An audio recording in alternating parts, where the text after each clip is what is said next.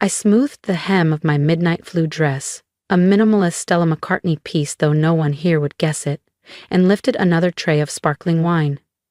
Around me, the Ridgemont Country Club's ballroom glittered with floor-length gowns, cufflinks, and carefully curated small talk. It was the annual holiday benefit my mother hosted in Charleston, South Carolina, where appearances mattered more than affection. A year ago at this very event, they toasted my cousin Isabel for landing a senior director role at a New York hedge fund.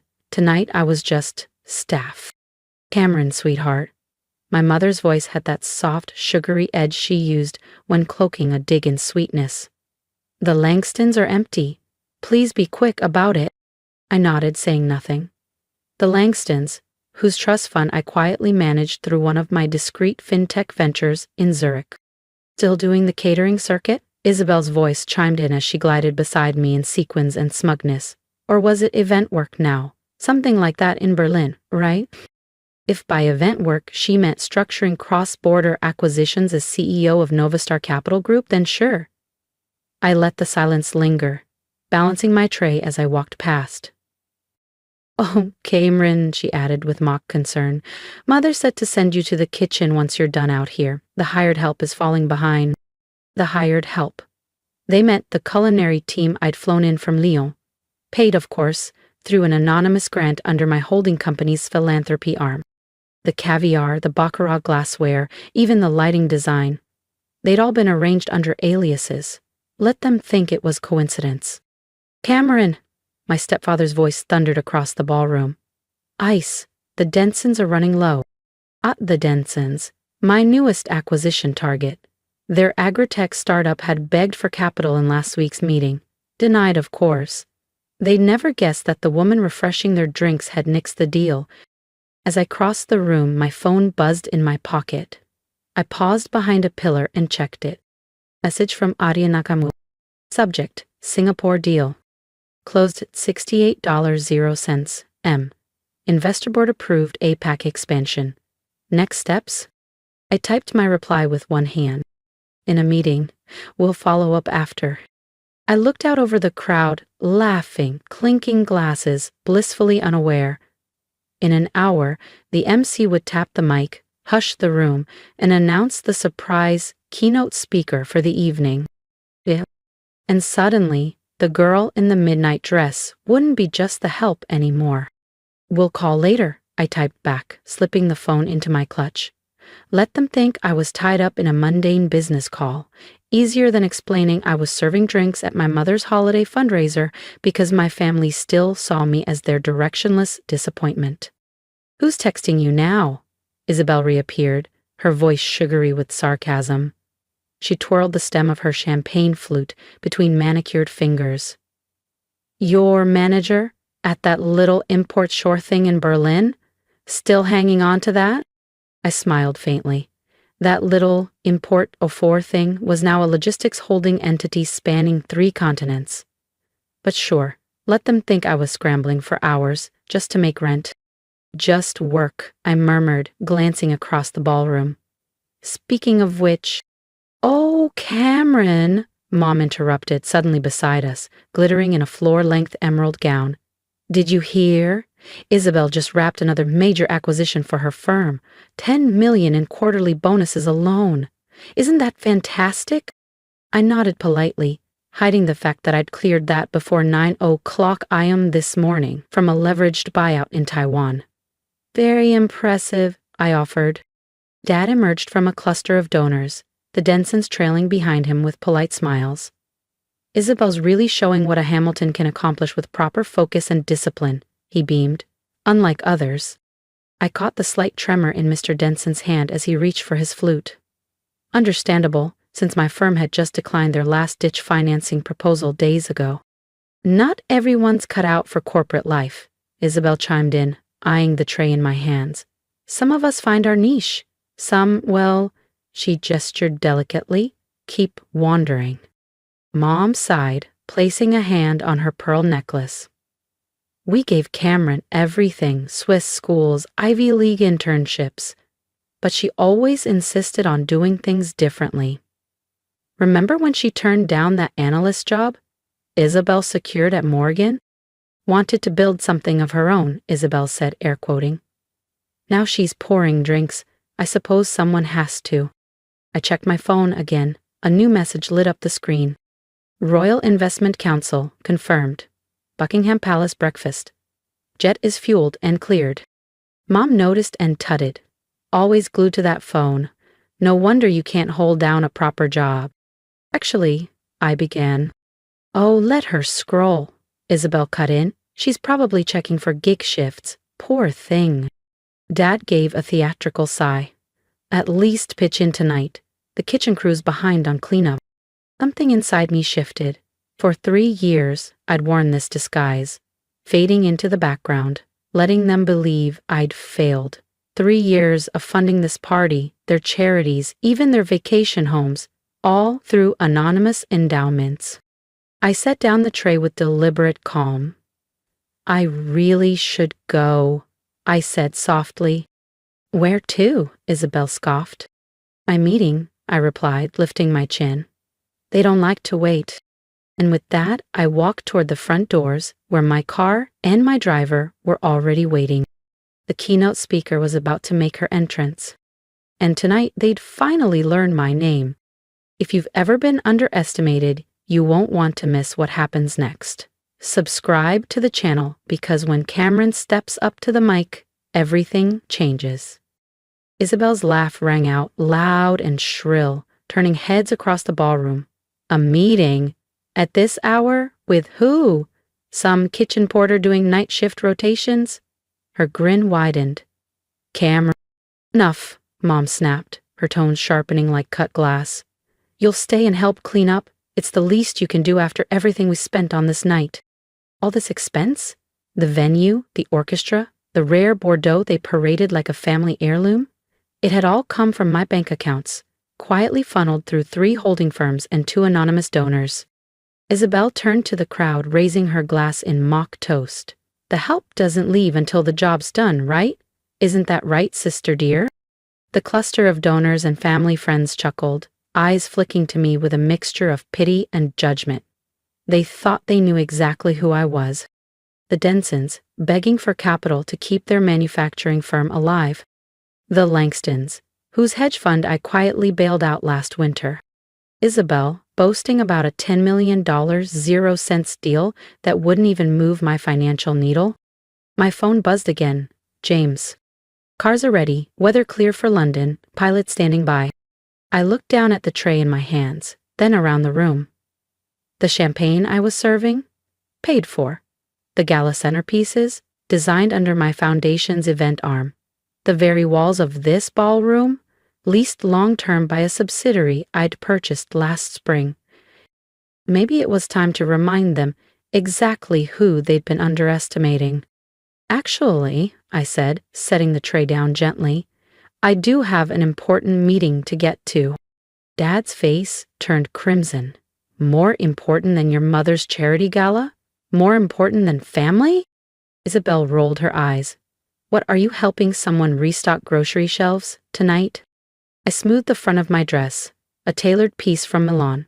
The Patek Philippe on my wrist ticked with polished indifference. Something like that, I replied, checking the time. You are not leaving, Mom snapped, stepping forward. You'll stay and clean, Cameron. That's all you're good for. Silence fell. Guests turned, fascinated. An argument? Or a scandal? Perfect. I smiled calmly and raised my phone. Let me just make a quick call. Gasps and whispers filled the space as I dialed. Isabel looked gleeful, savoring what she assumed would be another embarrassing outburst. James, I said clearly, please come up and bring the Henderson contracts with you. Mr. Denson choked mid-sip. What? Before anyone could speak, the ballroom doors swung open. James stepped in first, immaculate as ever in a dark tailored suit. Behind him, my executive team entered in formation, briefcases in hand, expressions cool and professional. He bowed slightly. Madam. The jet is fueled and ready, James continued smoothly. Also, the royal family's investment advisors have moved the meeting to a breakfast session at Buckingham Palace. They're eager to finalize terms on the merger. You could have heard a pin drop. Isabel's smirk vanished, confusion flickering across her face before giving way to something closer to panic. "Thank you, James," I said calmly. I turned to Mr. Denson, whose face had gone waxy pale. "Apologies for the secrecy. I wanted to evaluate your company's potential firsthand before disclosing my role. Unfortunately, as CEO of Novastar Capital Group, I don't believe your current structure is sustainable without immediate reform." "Novastar?" my mother whispered, her voice barely audible. "But that's the largest private investment firm in Europe," I supplied gently, "and expanding globally." I glanced at Isabel. "That little import company you've all mocked? Just one of our dozens of subsidiaries." Dad took a step back, his expression vacant. "You couldn't. That's impossible." "Couldn't what?" I asked, tilting my head. "Couldn't build a global firm from scratch? Couldn't become the youngest female CEO on the Financial Times 500? Couldn't do it all while serving your drinks and cleaning your kitchens?" Isabel stumbled, one hand gripping the back of a chair. "But I'm the one who succeeded. I'm Senior VP at Goldman."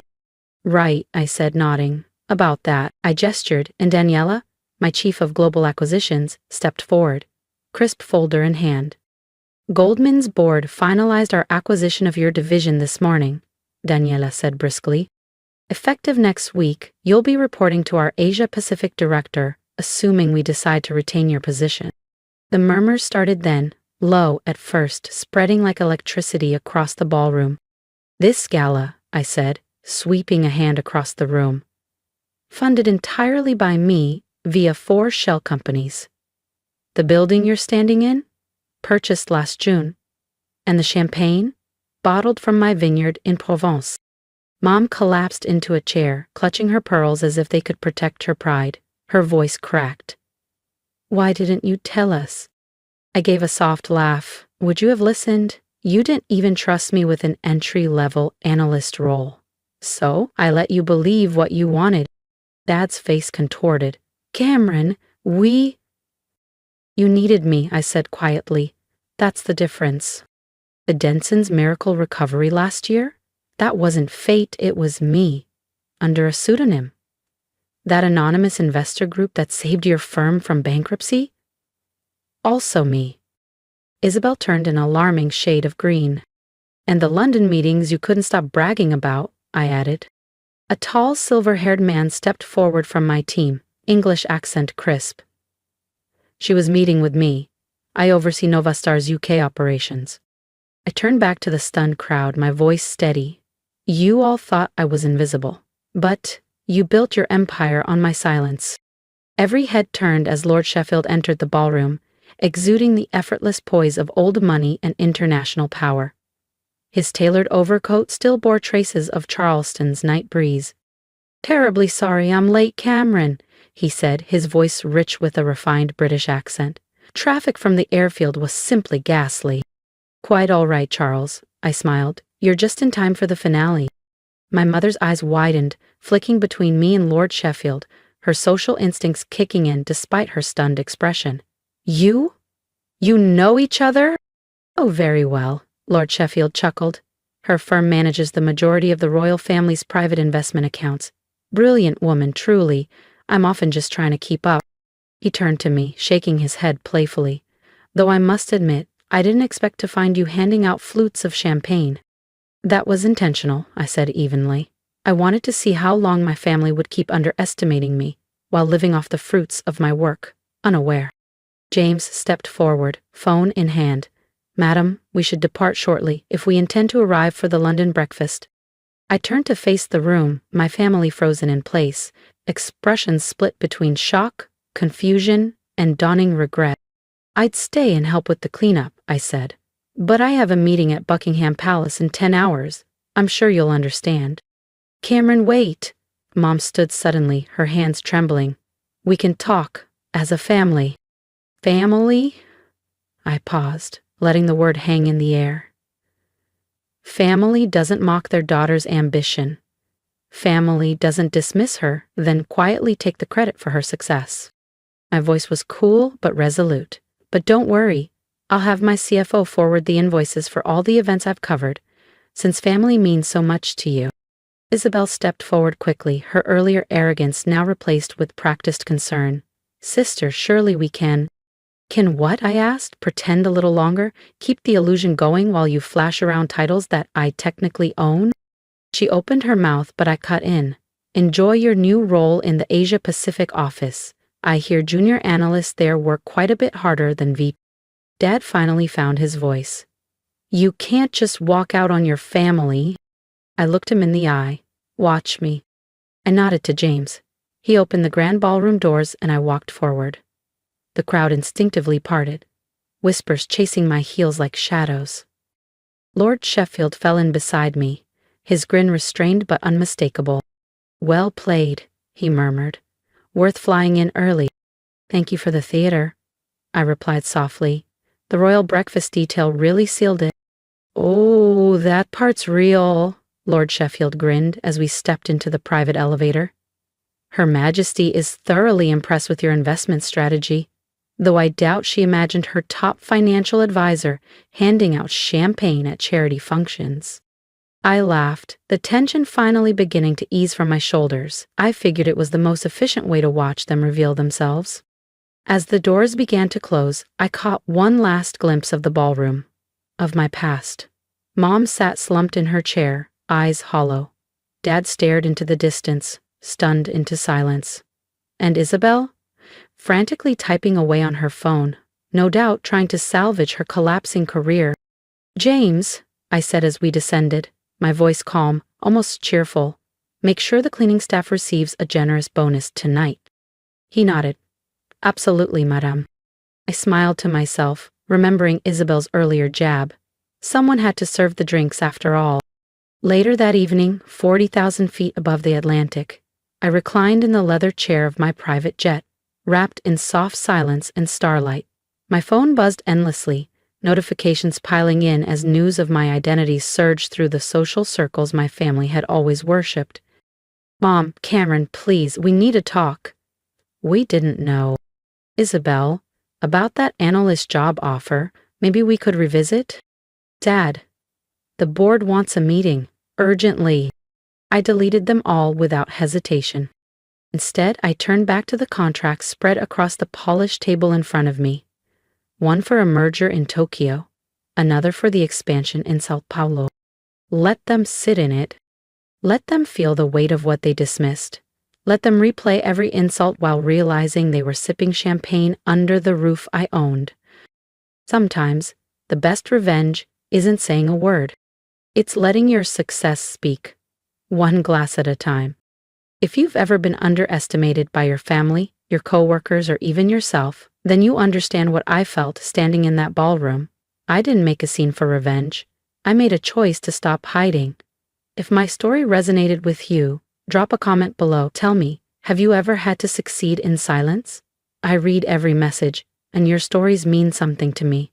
They remind me that we're not alone in this quiet kind of strength. And if you're still in the shadows, still building, still waiting for your moment, don't stop. Your silence doesn't make you invisible. It's your foundation. Subscribe to this channel if you believe in quiet power, in grace under pressure, in letting success speak for itself. Support people who are rising quietly. Support those building their empires without applause.